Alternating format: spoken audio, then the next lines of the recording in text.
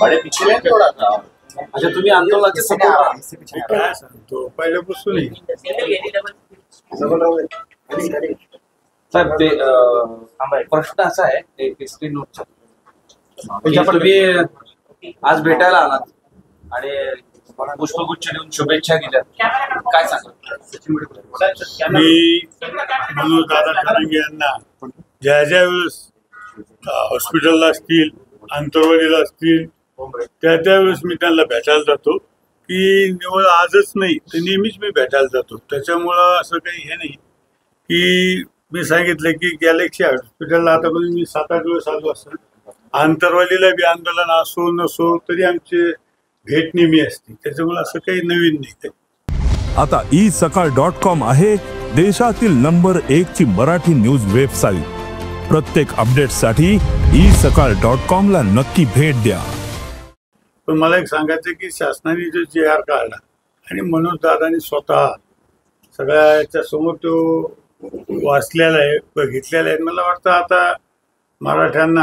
ज्या काही हैदराबाद गॅजेटमध्ये ज्या नोंदी त्याचा फायदा निश्चित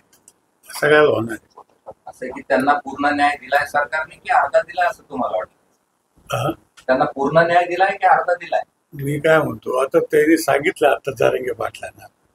की आपण टप्प्याटप्प्यानं सगळं मिळून घेऊ तर त्यांनी स्वतः बोललेले आहे मागच्या वेळेस दिला नाही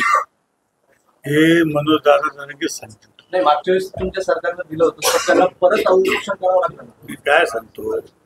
की उपोषण करायला लागलं पण आता स्वतः मनोज दादांनी तुम्हाला उत्तर दिलेलं आहे आणि JR सुद्धा काढलेला आहे त्याच्यामुळे त्याचा फायदा आता होईल मागे तुमच्या वाशीमध्ये गुलाल उधळला होता ना तुमच्या मुख्यमंत्र्यांसोबत तर त्याचा काय फायदा झाला पाठीमागं काय झालं त्याच्यापेक्षा आता स्वतः जरंगे पाटलांनी सांगितलं की याचा फायदा सगळ्यांना मराठवाड्यातल्या मराठ्यांना याचा फायदा होणार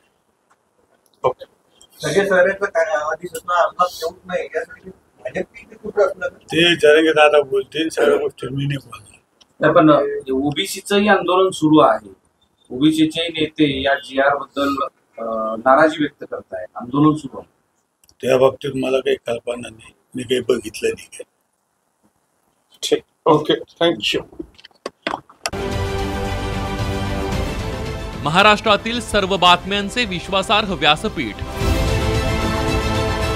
सकाळच्या सर्व सोशल मीडिया प्लॅटफॉर्मला लाईक फॉलो आणि सबस्क्राईब करा तसंच सर्व नोटिफिकेशनसाठी बेल आयकॉन प्रेस करायला विसरू नका